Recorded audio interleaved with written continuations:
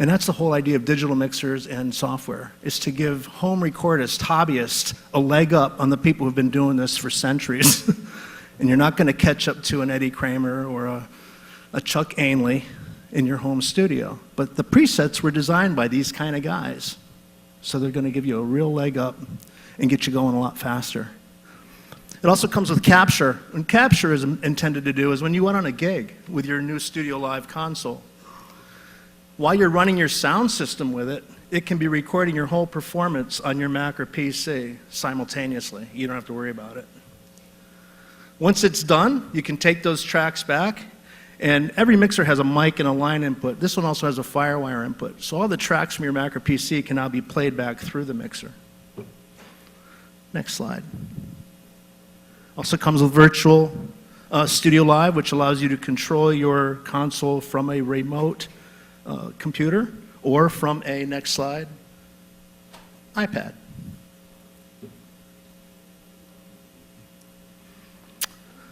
That's not the only thing. I mean, if you're the main mixer and you're in a weird place in your church, I've seen some weird places where they mix from. Guy sticking his head out of the ceiling, behind a glass door, in the corner, in a balcony. The speakers are facing down, but he's above the speakers. So now you can go out into the sanctuary and mix from there. If you're in a club, you can play your tracks back, go in the club and mix a sound and go back and play from behind it. Here's the other cool thing. If you've got monitors and you're using in-ears, which we'll talk about in a minute, I can use my iPhone, iPad, iTouch, or my iPad to do my own monitor mix. This is on a board that costs $1,399 list price. Next slide. You can also control it from a MIDI pedal or a MIDI keyboard. So if you're a single solo artist and you want to change mixer scenes, settings, effect settings, volume levels, you can do it with MIDI.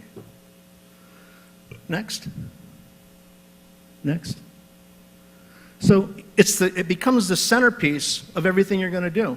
It becomes your interface for your computer for recording at home. Record all your loops, your background tracks, then put it in the car with your PA system and use it as your live sound mixer, playing along with your pre-recorded tracks and loops, and then you can re-record the whole live performance, you with your backing tracks on another recording. Then take that home and finish it. Overdub, invite some musicians in. It's pretty cool. Okay, next. We don't have Wi-Fi in here. I had some cool links to show you, but unfortunately we're not going to be able to play them. So I'll punt, like John Schlitz says. I'll try to be funny. Anybody ever heard of SoundCloud? If you're not using SoundCloud, subscribe. It's the easiest way to collaborate with other musicians if you're a songwriter, or get people to hear your stuff, make comments on it. The files are unlimited in size. They look pretty, they're easy to use, and it's just a joy to use. Now, PreSonus software, if you buy the professional version, which, you know, is an upgrade from what you get with the mixer, it has all the mastering tools in it. And one of the mastering tools is digital release, which releases your masters right to SoundCloud. You never have to leave it. You never have to export or import anything. Just once you're done, you upload it to SoundCloud. Pretty cool. Next. Microphones. Once you get your voice lessons and your voice is tuned up, look into buying some good microphones. And good microphones don't cost a lot of money anymore. I mean, the standard is the SM58. Great mic. I worked for Shure for 7 years. I finally got the Kool-Aid out of me, and I can see some other things that are relevant for a $99 price range. And one of them is the AT2010, which I'm going to give away today. It's a condenser mic, and if you know anything about microphones, there's moving coil dynamics, there's condensers, and there are ribbons. And condensers are just going to have a wider frequency response. It's going to be more sensitive, get all the subtleties and nuances. You got to be careful where you use them sometimes, but it can be used in the studio and in the home. Another cool mic, if you're not using a dedicated digital audio workstation, let's say you're using GarageBand for your demos or your songs. And you should be recording all your songs. I don't care what you're recording it on, even if it's a little handheld recorder. Please, every time you're inspired or start to write, put it down on something so you have it to go back to. I don't know what a songwriter does without recording their tunes. How do you remember anything? You might write down the chords, but what was the little riff you played? Or the rhythm of it? So record it. Another microphone that's really cool to go with GarageBand, instead of using the built-in Mac mic, is to buy an AT2020 USB, which is a microphone that plugs right into your USB port.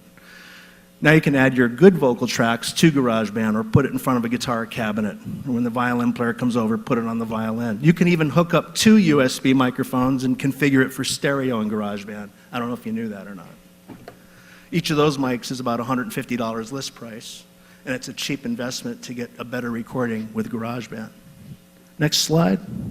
Anybody know anything about ribbon mics?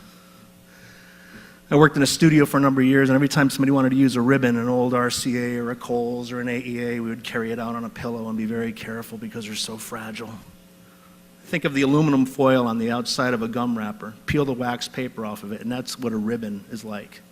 Wedged between a U-shaped magnet. You just blow on those things wrong, and they're dead. But there's a whole new generation of them now. Next slide. That AT has been developing, next slide, for 7 years with 17 patents, and they're very affordable. You can flip through these slides quickly. This is some engineers who have really gave it rave reviews. Some of these guys you might have heard about: Phil Ramone, Frank Filippetti, Al Schmidt, Elliot. All pretty at the top of their field. And they love these mics. Why? Because they actually had a hand in developing them. These mics are affordable. The difference you get with a ribbon is it's warmer. That's what they've traditionally been known for, warmth. But we don't want to buy them because we can't afford them, and we don't want to buy them because they're too fragile. That's all changed. They're both under $1,000. And if you don't have a ribbon in your mic collection at home, do yourself a favor and at least try one. If anybody wants to try a ribbon at their home studio, let me know and I'll see what I can do about getting you a loan for a couple weeks. All right? Next slide. Next slide. Next slide. Next slide. Next slide. Next slide. All right, let's talk about monitoring. How many here are performers? You play out. Okay. And so as we hit these slides, if you're using traditional floor wedges, just keep hitting the next slide button until it fills up. Anything happening? We transmitted it to Keynote. I guess it's not. There we go. Keep hitting it. Keep going. You're going to see as we put more and more wedges on the stage, there's more and more sound sources. We not only have the drums and guitar amps and the bass amp, but now we're going to start getting the wedges producing some volume. And before you know it, you can't hear anything. Keep going, keep going. There you go. All right, stop. Can you really hear yourself in that kind of a mess?